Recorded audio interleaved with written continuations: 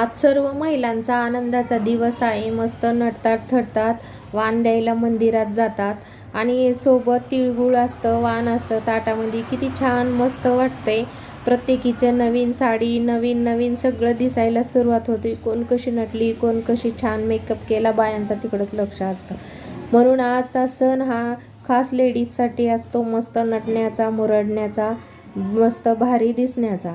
त्याचबरोबर सर्वजण एकमेकांना तिळगुळ यासाठी देतात की वर्षभर तुमचे आमचे संबंध एकदम चांगले, प्रेमाचे, स्नेहाचे राहो. तर त्याचबरोबर फक्त आजच्याच दिवशी फक्त गोड गोड बोलण्याचा संदेश नाही आहे, तर वर्षभर चांगले प्रेमाने, स्नेहाने असेच एक सोबतीला राहावं, असं या तिळगुळाचं महत्त्व आहे.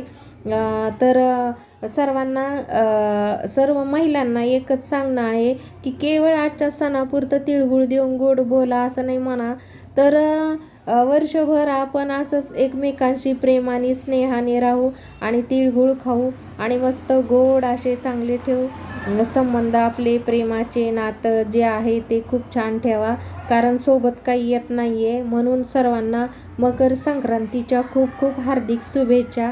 हा सण सर्वांना आनंदात, उत्साहात मस्त पार पडो आणि वर्ष सर्वांना सुख समृद्धीचे जावं, हीच आपली ईश्वरचरणी प्रार्थना. म्हणून मकर संक्रांतीच्या सर्वांना खूप खूप हार्दिक शुभेच्छा.